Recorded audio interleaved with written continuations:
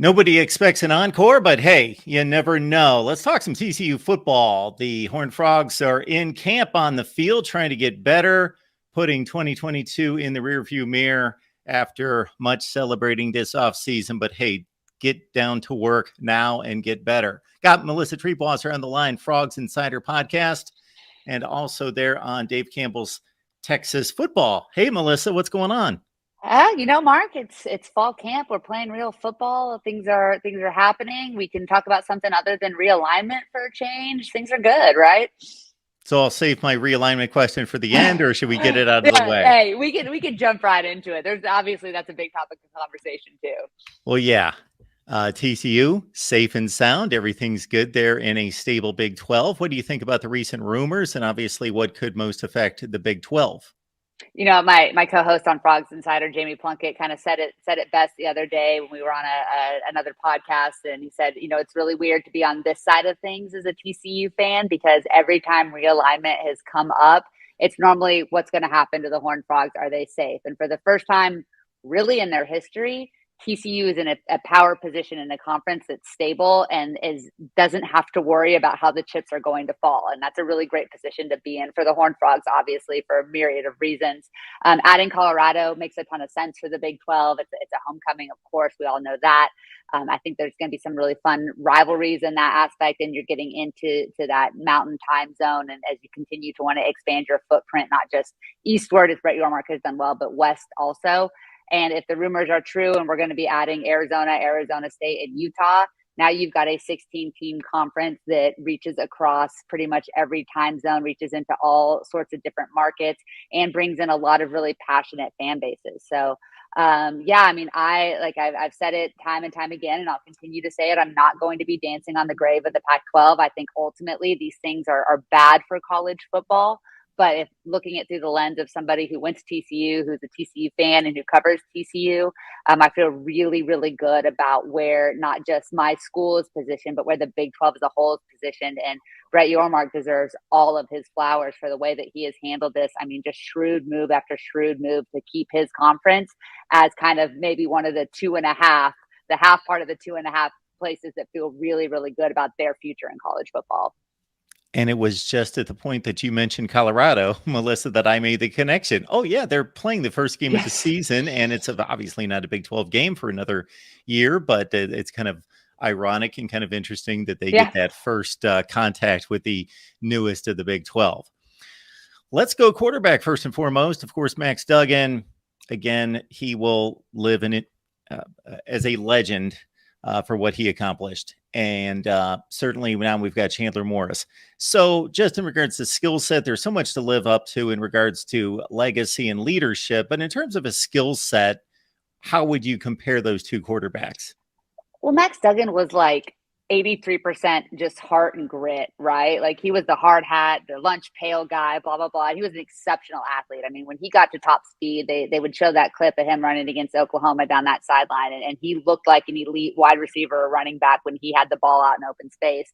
That's not Chandler Morris. It's also not his game. He's certainly athletic and mobile, but he's not the biggest guy in the world. It maybe 5'10", 5'11" and accuracy, although I'm sure they're listing him at 6', 6'1" this year.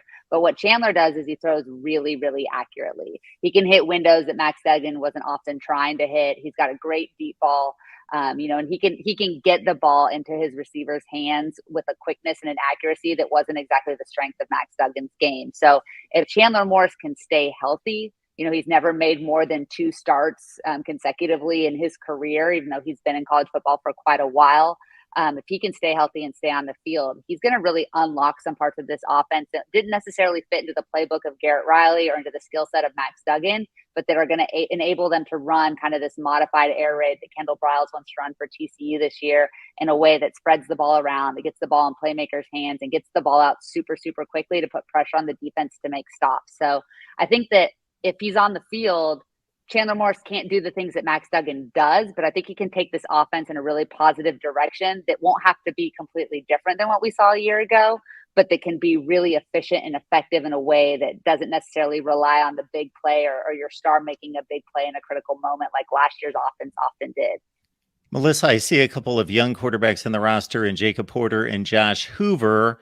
Are these program players, are they expected to compete for the job eventually? And then I see an interesting name in Chance Nolan, and you talk about like a less accomplished Max Duggan, kind of Yeah. that kind of player, a guy that's going to challenge a linebacker, a safety in open space, going to run the football, going to do whatever he can to win some games. And he did just that at Oregon State.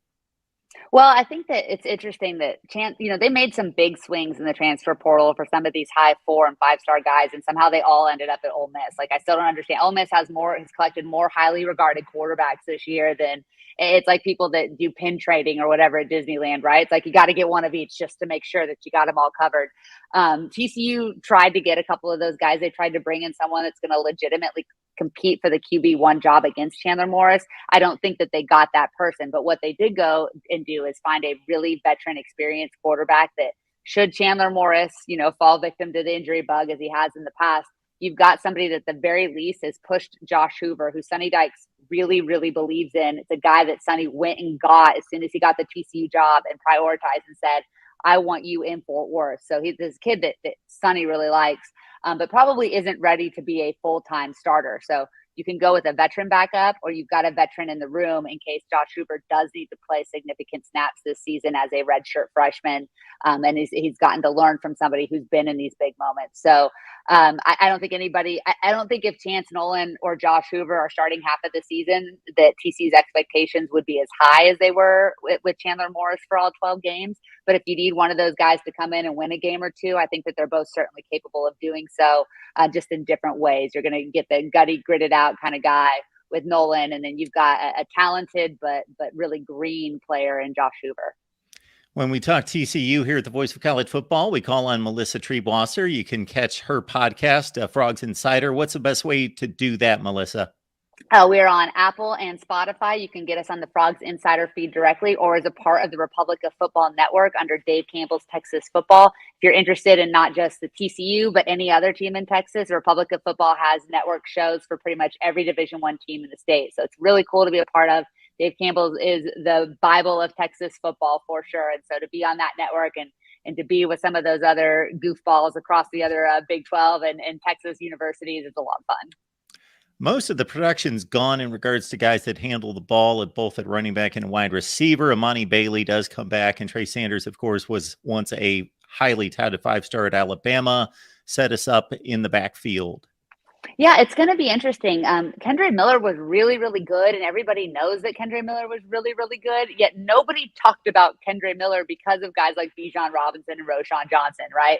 He was kind of an afterthought in that conference, but I think he has a chance to have as good of a professional career as a guy like Bijan, who's going to be a superstar, no doubt in my mind. But, you lose a lot. You lose a great pass protector in Amari DeMarcado as well, another guy that's in an NFL camp. And then, of course, you lose Quentin Johnston, who was one of the most dynamic receivers, but we'll get to those guys in a minute.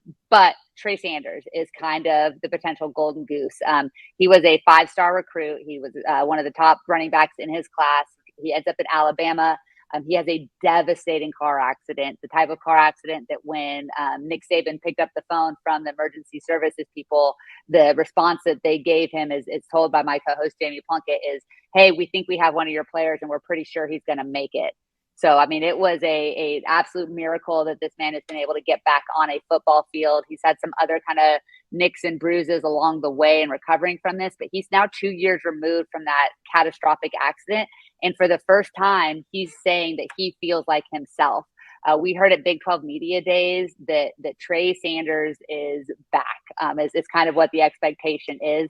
They think he will be able to be the bell cow in that backfield and a guy that can be a dynamic elite running back in this conference. And if he stays healthy, he certainly has the tools. I mean, there was a reason that he was so highly regarded coming out of high school. He's huge. I mean, this is a unit at running back for the Horned Frogs, and he does have some speed too. So you match him up, like you mentioned, with Amani Bailey. There's a true freshman, Cam Cook, who is another one of those guys that certainly doesn't look the part of a freshman. He looks like an older, bigger player. There are some pieces there. Are you going to have a Kendre Miller type production from one guy? Probably not, but you might be able to get some other guys involved, and you have a very well-rounded group that can catch the ball out of the backfield, that can pass protect, that can do brute strength through the tackles, break tackles at the line of scrimmage, and then the guys that can get on their horse and run away from you as well. So A lot of unknowns, a lot of questions. None of these guys have been asked to carry the load for an offense. And I do think we're going to see a lot more running of the football under Kendall Briles than we did under Garrett Riley, who did actually incorporate the run quite a bit. But you're going to see a lot more of it come from the running backs, less of it need to come from the wide receivers and the quarterback position. Folks, if you enjoyed the content, it's easy to hit the like button. You can also share the videos out on social media. Melissa Treebwasser is here to talk up the TCU, and you can catch her podcast, Frogs Insider. All right. This used to be an easy prep for me to make when I had conversations with folks like you. If I was just able to get a snapshot of the team and the stats from the previous season and say, hey, this is what's coming back. This isn't what's coming back. I could look at the boldface names that are coming back and the ones from the stat sheet that are gone. But now, oh yeah, got to check the transfer portal and the guys that are coming in. And that certainly holds true at wide receiver. Yeah, there are I am so fascinated by this position group because when you look at it as a whole, it seems like you've got a guy that can do everything, right? You've got speed, you've got size, you've got, the ability to work out of the slot, you've got possession guys, you've got great tight ends.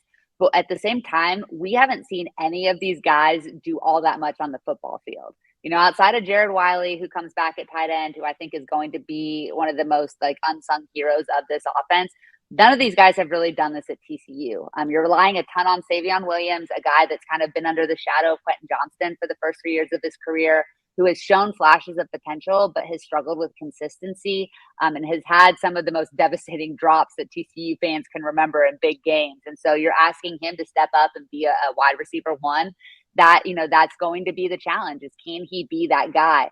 You're not going to have somebody that's as good as Quentin Johnston, I don't think, out of this group, but you do replace a lot of great productivity with other great productivity. It's just spread out around more guys.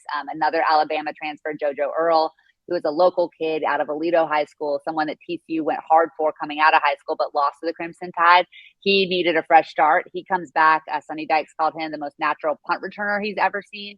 We also expect that he's going to be a weapon in the slot for Chandler Morris.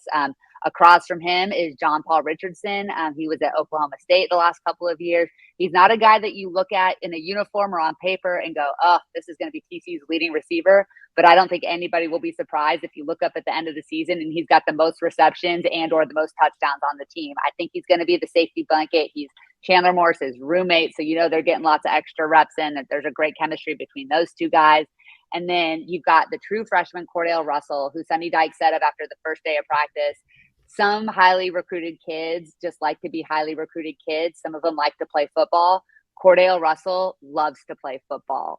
He has been all energy, all great attitude, all positivity. He has been working his tail off since the summer, since he arrived on campus. And so he's a guy that if you're going to get a true freshman to really stand out on this offense, it's going to be Cordell Russell. And he's got a shot to start on the outside across from Savion Williams. Wild card of the whole situation is Jack Besh. He's a transfer from LSU. They kind of listed him as a tight end. I think TCU is going to play him a little bit in the slot, a little bit maybe in that H-back role, and he could also split out as well. He's a big, fast kid with great hands. If he stays healthy this season, because he's another guy that's been kind of banged up, he has a chance to be a big playmaker for TCU. He can do a lot of things. He's got good size at 6'2". He's got great speed. And he's a guy that just is going to run the right route, be in the right spot, and has a chance to kind of take advantage of defensive attention going elsewhere and kind of be that kind of that outlet like Tay Barber was on those big third downs when everybody else is worried about the other guys. All of a sudden there's Jack and he's wide open, 8 yards down the field to convert a third and long. So lots of great pieces. You've got a couple of other transfers that have come in as well. Guys like Jalen Robinson, who transfers from Ole Miss. He's super athletic. You've got a redshirt freshman in DJ Allen, who was another really highly regarded recruit coming out of high school. He's got a chance to break out, make some plays. And then Major Everhart, who was recruited as kind of a quarterback / athlete a couple of years ago. They think he's going to be another guy that gets a lot of reps in the slot, and he has speed for days. So he could be a lot of fun to see how he kind of develops here over the next couple of weeks and months. And he might be a factor by the time October rolls around. And last season, as TCU was playing more and more high leverage games down the stretch, really fun fourth quarter games against Kansas State, Texas Tech, and some other teams, I think a lot of college football fans discovered Jared Wiley. You mentioned him. I got to think he's going to catch more than 24 passes this year. I absolutely agree. I think that that's somebody that Kendall Briles is very hyper aware of, wanting to get more involved in the offense. And Jared Wiley has always been like a big dude. I mean, he's 6'7", 200 and something pounds. He's always looked big. He looks yoked as heck after 2 years in Kaz Kazadi's system. I think he's such a matchup problem for other teams. And he's going to create so many openings for those slot receivers by taking up so much space in the middle. I think we'll see Chandler Morris look to him a lot more when you don't have a Quentin Johnston, that you can just kind of say, I'm going to throw it down the field and let that dude go get it. I think we'll see Chandler utilize Jared quite a bit. And I think he could be one of the, top 3 leaders in touchdowns for this team this year for sure. We go position by position. We talk talent, we talk scheme, we talk fit, but you can't account for luck. And they had no missed starts along the offensive line last year. That was obviously a huge key. They bring back 73 starts. They lose their 2 best up front. What does that group of 5 to 8 linemen look like? Well, you say they lose their 2 best, but they also lost a 60-year player at center who came from SMU with Sonny Dykes and Alana Lee, who is also in an NFL camp. And I think just his knowledge of the system and the way that Sonny wants to operate things is going to be missed just as much as the talent of like a Steve Avila and some of those other players. So you replace the entire interior of the offensive line. You bring in 2 transfers in Willis Patrick from Jackson State, who's got to make the jump, from the FCS level to the FBS level, and Colton Beery from Maryland, who's another veteran player. So the talent's there. I mean, it's not that they don't have guys that can play. They certainly have guys that can play. But you're going to have to really, really hope that you're able to kind of keep that injury luck, because the depth, maybe there's not much of a fall off in some positions, but that might also be because the talent to begin with isn't super, super high level, at least not from what we've seen so far. Sonny Dykes said during media days that he feels like he's got his 8 guys that he needs, but I don't think that anybody really stands out as far as being an elite talent. Some of the veteran guys coming back have got to give you a little bit of hope because, like you said, they do bring back a ton of starts. But outside of, Andrew Coker and Brandon Coleman, there's a lot of unknown qualities about these guys when it comes to how they're going to hold up in a Big 12 schedule. So as the offensive line goes, it's going to be how the TCU offense goes. If you can keep those 5 guys on the field together, you can develop them into a cohesive unit that works together, and you can keep Chandler Morris upright. TCU absolutely has a chance to be as good offensively as they were a season ago. But if the offensive line falters, much like it had the previous 4 seasons leading into 2022, all of a sudden, there's a reason Max Duggan went from being a guy that lost the starting job a year ago to being a guy that finished second in the Heisman. And it was a lot to do with the fact that he had time to make the reads he was asked to make and to execute the plays he was asked to execute. And that was because the offensive line last year was so, so good. So, yeah, I think most TCU fans will tell you that their concerns start in the trenches on both sides of the ball, and the offensive line is absolutely going to have to prove themselves early. Yeah, it's easy to get excited and get involved in these games and gravitate to a storyline like a Max Duggan, but he's not doing what he's doing without the offensive line play. Remember, a personnel director in the NFL once said when he was looking at teams from team to team after the quarterback position, he looked at offensive line. What's the production coming back, the starts, the quality of play along the offensive front, because they make it all happen. No doubt about that. Melissa, Frogs Insider Podcast, how often does that post? We post every week. We usually post Tuesday mornings. We're looking at adding a second show here to kind of preview games once the season actually starts. So, like I said, we're on Apple, Spotify. You can get us on Frogs Insider or on the Republic of Football Network. Jamie and I have been doing this together like 10 years. So I think we're pretty decent at it. It's entertaining. We'll be bringing on some guests that cover other programs as well. So you don't have to just listen to us ramble on for an hour, but we generally ramble on for an hour and talk a lot of fun TC stuff, football, basketball, baseball, women's sports, a little bit of everything. And it's a ton of fun, and we certainly enjoy doing it and hope people enjoy listening to it. And college football fans are typically territorial about their team, their conference. I think this Dave Campbell's Texas football is obviously an amazing success. This might be the only state that I'm guessing this happens in other states, but not as successfully as Texas, where some people are just, I want to know about Texas football. Yeah, I live in California now, as I think a lot of people know, so I'm not even in there. And I can tell you that one of the major differences, there's a lot of differences between those two places, but one of the major ones is I was used to, when I lived in Texas, walking in Monday morning to the staff lounge at work, sitting around the water cooler, and everybody's talking college football. And it's not just the team, that the school that they went to, but the results of everybody else. That's not happening as much out here. So it is football is religion in Texas, for better or for worse. And if you're going to talk about the school that you love, it's fun to have kind of a community of people that are really excited about college football in general. Melissa, thank you so much for stopping by. Absolutely. Thanks for having me on. And like I always tell you, I hope that TCU has another great season so that we have reason to talk more.